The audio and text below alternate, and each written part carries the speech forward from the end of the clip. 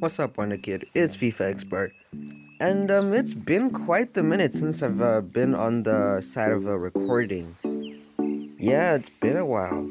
Honestly, I have no excuse for what's going on, guys. All I can say is I really haven't been finding much time to do voice recordings for YouTube. So that's maybe why I'm only releasing a video a week nowadays. Hopefully for May, which is this month, I can release a lot more videos. That is the plan. I'm gonna try to finish Project London, and I have been thinking about the last season, the season after this one. We had to skip it because, footage got corrupted and all of that. I'm thinking for the last season it might just be one really long episode, like a long episode that just ends off the season, something like that. Because then I do want to get a new series off and running as soon as I can, because I think Project London might be getting a bit boring for a few of you. And of course I really want to focus on 3 series at the same time. Well, technically 4. I haven't finished Giovanni da Silva yet. But then again, all you guys gotta do is comment if you want me to finish it. I'll finish it real quick if you just comment down below. But yeah, more on that maybe near the end of the episode. Today we're starting off against Chelsea in the Carabao Cup final, a London rival, another team that we're developing a bit of a rivalry with. This is going to be an important moment in our chapter with Chelsea because it is a cup final after all, and who knows, what happens in the next 90 minutes could spark a rivalry for the ages.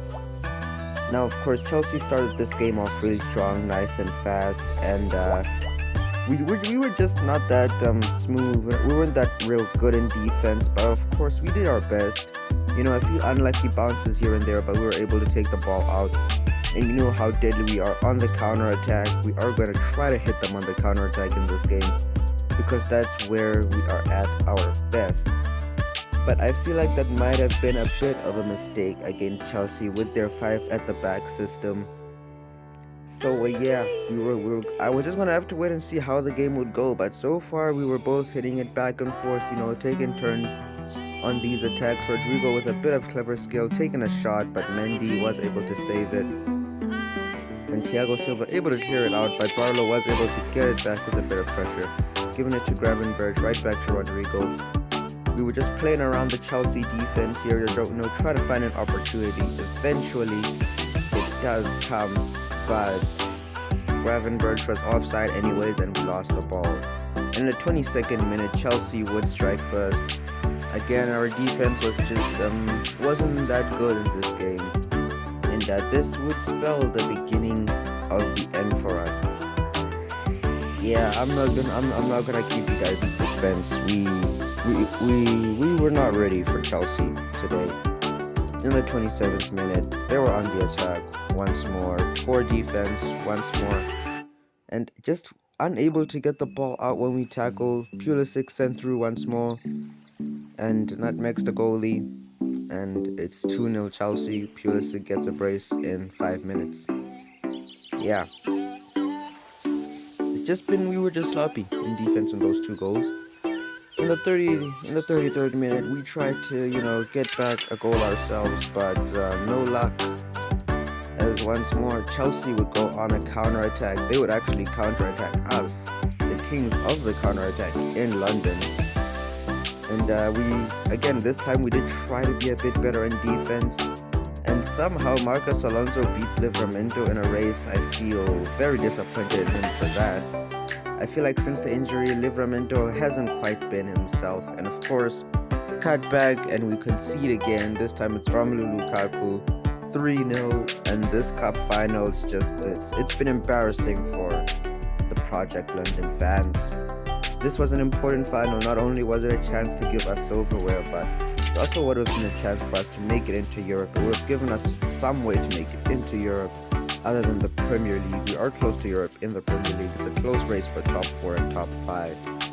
But another unlucky bounce, you would call it, or whatever you would call it, and we do concede once more in the 60th minute. It's 4-0 Chelsea, and at this point, Project London fans could be leaving the stadium early at this point. There is no point in watching Project London anymore. It's just been a horrible performance at Wembley. Chelsea would have Kai Havertz on the edge of the box at a corner, and it would be another goal. And I think we all knew how that one ended. It's clear and obvious Chelsea raised the Carabao Cup this season. All we can do is wait until next season to try again to win some silverware. Hopefully in the last season we can win a piece of silverware, because so far we have only the EFL Championship to our name. I don't think I really do want to count that as silverware. But it's not the end of the world. I feel like maybe one day we could, do Project London. Maybe in FIFA 23 we can redo Project London again, start as some sort of a dynasty and annual type of thing. But of course we would progress in the FA Cup. We did beat Spurs 2-0. And that means that we would progress to the next stage, the next round, which would be round 6. Sorry for that little awkward pause there. But next up we did get Liverpool in the league. An important game for us, because if we win this game and if results go our way in a Spurs match, we will be making it into the Europa League. There's only a 2-point difference between us and Spurs.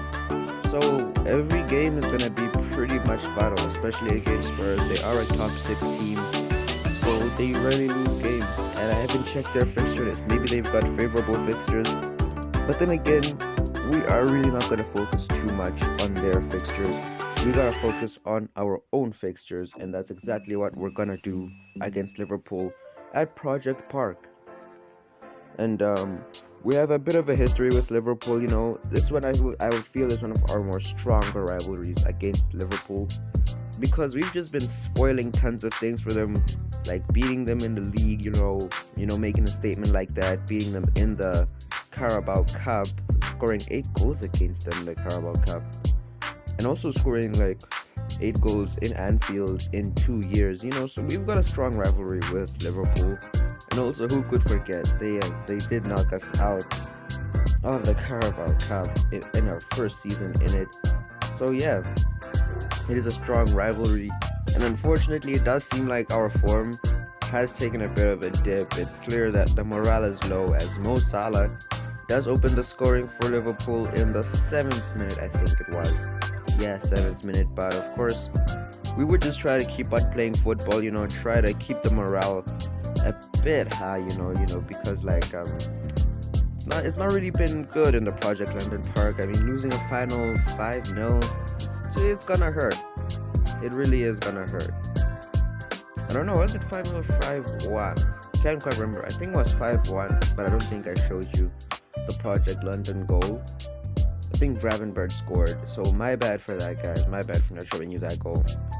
But yeah, we would try to, attack Liverpool, try to take them down, but their defense was looking a bit solid, a bit more solid than most days, that's for sure. But of course, Rodrigo would try to dribble past everyone, but unfortunately, a bit of a heavy touch shows too much of it to the defender. Liverpool are on the attack themselves. A cutback is attempted, but it is stopped. Zielinski does get the ball back on the edge of the box, takes a shot, and Hutchinson stops it. I wouldn't say it was an easy stop, but it was definitely an important one. And now we could go on the counter-attack. Ryan Gravenberch on the ball, gives it to Barlow. Barlow is going to have to do some very, very good passing to Carvalho to give him a one-on-one opportunity with Alisson that he is going to smash in. I honestly feel that Carvalho has actually been a really good signing for us. I feel more comfortable with him than I did with Ryan Sessegnon. I will admit I feel the Sessegnon signing was a bit of a mistake, or actually a big mistake. So perhaps in the next season we do have to sell him. But I feel that Ryan Gravenberch definitely deserves a better person up front than Sessegnon, and Carvalho seems to be that guy. And just like that as well, Charles Fry is able to score. Liverpool giving him the space to run into the box and take a shot, and he takes advantage of it. And just like that, we are gonna be 2-1 up against Liverpool at Project Park. we really did turn things around really quickly as soon as we got that first goal. And now we're gonna be heading into halftime as the leaders. And now the second half, and just before halftime as well, we weren't satisfied with just a few goals. We wanted a third, and now we are 3-1 up against Liverpool. When they were controlling the game for a bit, for most of the half, they were controlling the game. But I guess in the last 15 minutes, we kind of just woke ourselves up. And yeah, we've just turned into the Project London that the fans are loving. A Project London that is ruthless on counterattacks and is able to create a few chances here and there when the ball is, slowed down a bit. But yeah, I would say it's a good half from us to be coming back like that. Shows a bit of character. And of course, as we would try to increase the lead, sending away Rodrigo, Trent Alexander-Arnold is able to play catch-up though, but not for long. Alisson makes a really good save there. Probably should have been 4-1. But there's nothing you can do about good goalkeeping at the end of the day. Mo Salah giving it off to Zielinski to Jota, and Jota is able to put it in and make it 3-2. Liverpool are still in this game. They are back in the game now. Anything can happen from this point. If we do let things slip, we could find ourselves 3-3. But an amazing passing play, not only from Rodrigo, but I think also from Nuno Mendes there. Just an amazing bit of football. The long ball to set up Rodrigo for the cross into Charles Fry. And Fry just does the rest. A really fast volley that Alisson can't react to. Because it's just that fast. He's just that close that Alisson can't really do anything. And Charles Fry gets himself the brace, and we show that we are still in control of this game. 79th minute though, and Liverpool's defense is a bit more open as it usually is in FIFA, but the cross didn't quite go to who I wanted it to, which did cause a bit of confusion in the box, but it doesn't really matter, not too much at least.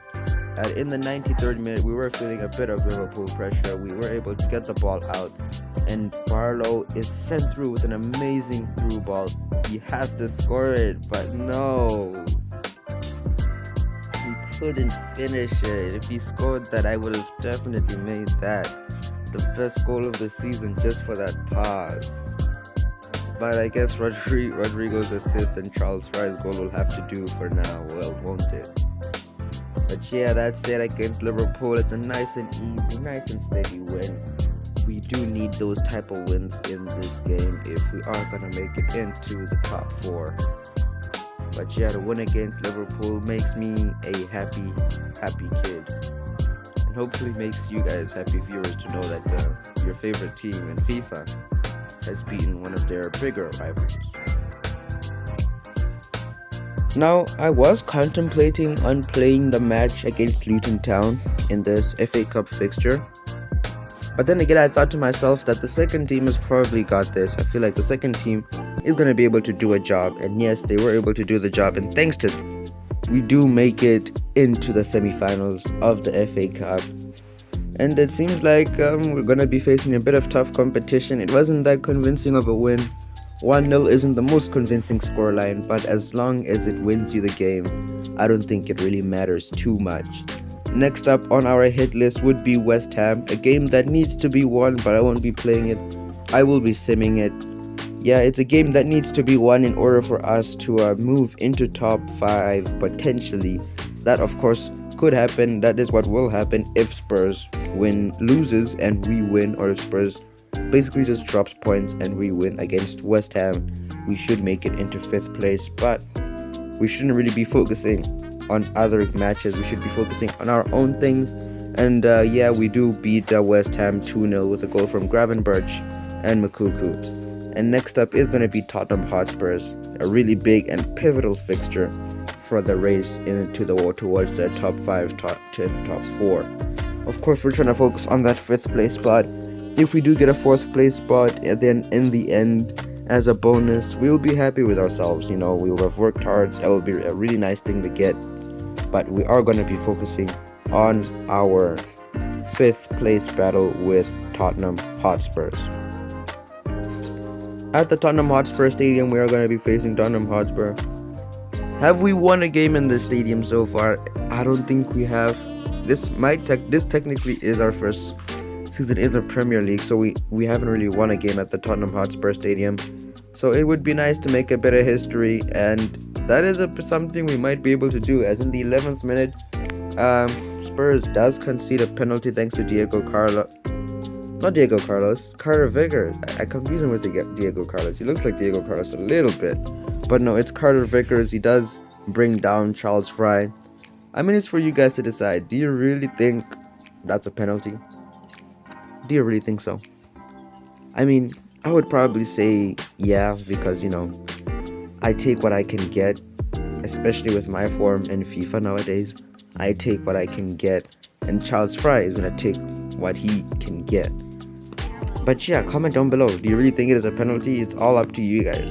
I would say yeah, but at the same time you can say no.